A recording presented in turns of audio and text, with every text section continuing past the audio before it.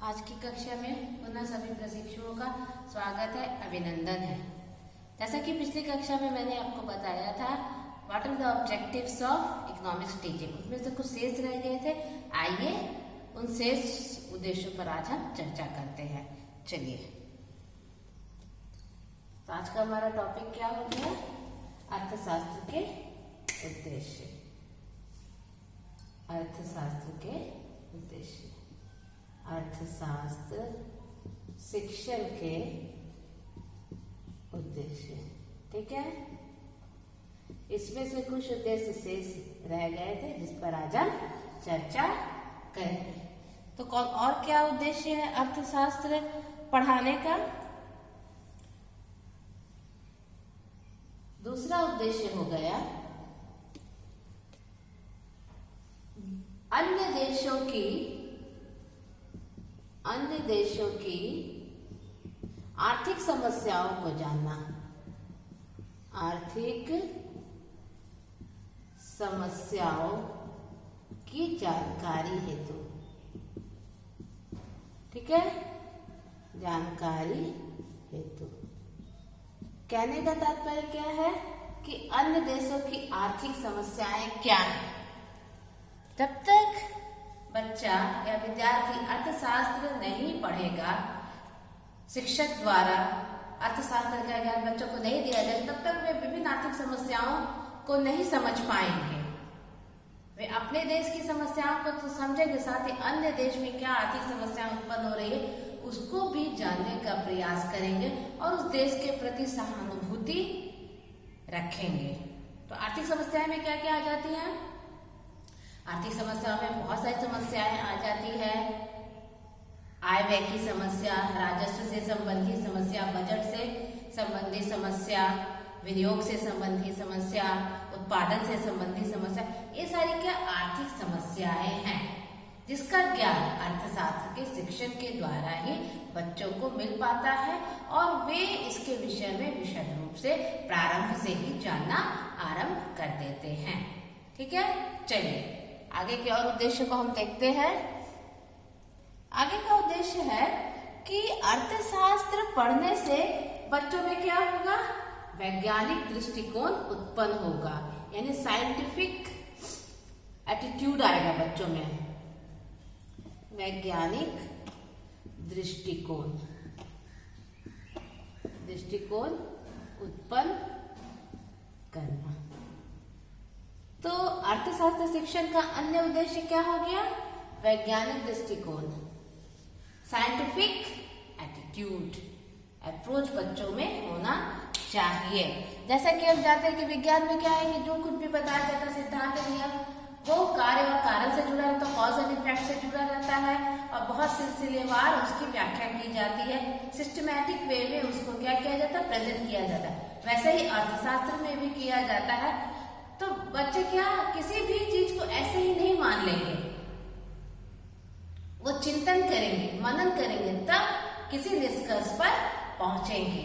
ऐसे ही किसी के कहने पर किसी भी चीज को वे नहीं मानेंगे। साइंटिफिक अप्रोच का मतलब ये हुआ। साइंटिफिक दृष्टिकोण बच्चे में डेवलप होता है अर्थशास्त्र के शिक्षण के द्वारा। तो बच्चों में किस तरह से वैज्ञानिक दृष्टिकोण उत्पन्न हो, इसलिए क्या किया जाता है?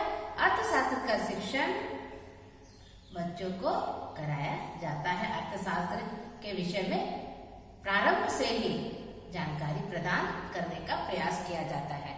ठीक है, चलिए और कौन सा उद्देश्य है उस पर भी हम नजर डालते हैं। ठीक है, और क्या उद्देश्य होता है?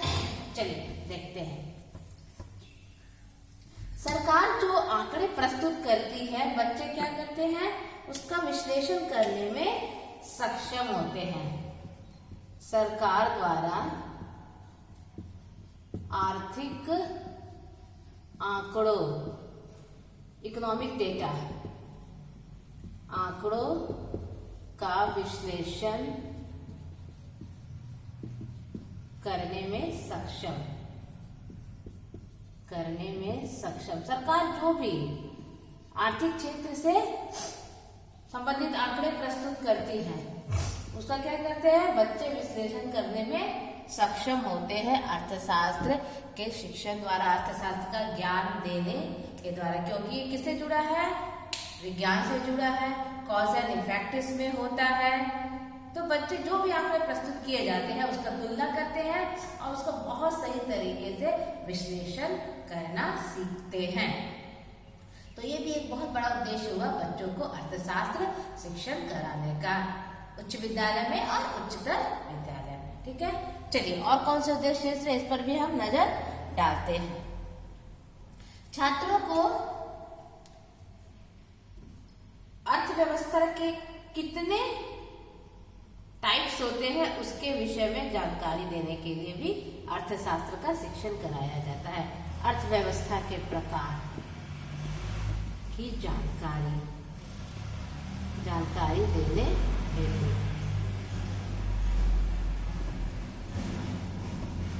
अर्थव्यवस्था पूंजीवादी अर्थव्यवस्था है, कैपिटलिस्ट इकोनॉमिक्स है या मिक्स्ड इकोनॉमी है।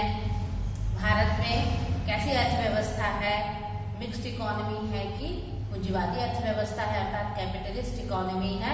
इसके विषय में जानकारी देने के लिए क्या बच्चों को अर्थशास्त्र का शिक्षण कराया जाता है। जब वे समझ जाते हैं कि भारत में विकसित अर्थव्यवस्था है, मिक्स्ड इकोनॉमी है, तो वे ये भी समझ जाते हैं कि यहाँ पर सार्वजनिक क्षेत्र कार्य कर रहे हैं और निजी क्षेत्र भी मिलकर के कार्य करके अर्थव्यवस्था का विकास करने में सहयोग प्रदान कर रहे हैं। तो अपने भावी जीवन में इसका प्रयोग करते हैं। यदि उन्हें कभी भी रोजगार करने की आवश्यकता है तो वे सरकारी क्षेत्र या निजी क्षेत्र में जाने का प्रयास करेंगे, क्योंकि वे जानते हैं कि दोनों क्षेत्र ही देश को विकास की ओर ले जा रहा है। ठीक है, चलिए आगे और देखते हैं कौन से उद्देश्य शेष रह गए हैं। अर्थशास्त्र के शिक्षण के द्वारा बच्चों को क्या होता है, उत्पादन, वितरण, उपभोग, विनिमय आदि का ज्ञान होता है। ठीक है, उत्पादन, वितरण, विनियोग, उपभोग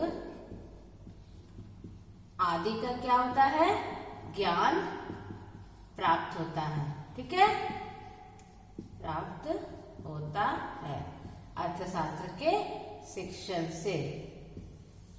बच्चे समझ जाते हैं कि किसी वस्तु का उत्पादन कब किया जाए, उसका वितरण कैसे किया जाए, विनियोग कैसे किया जाए, बचत होगा तभी विनियोग हो सकता है, और जो वस्तु मिली है उसका उपभोग कैसे किया जाए एक उपभोक्ता के रूप में। तो अर्थशास्त्र के शिक्षण से इस सब के विषय में भी जानकारी प्राप्त होती है। ठीक है, और कौन सा उद्देश्य शेष रह गया है, नेशनल इनकम के विषय में भी बच्चों को क्या जानकारी होती है, राष्ट्रीय आय, राष्ट्रीय आय की जानकारी, नेशनल इनकम।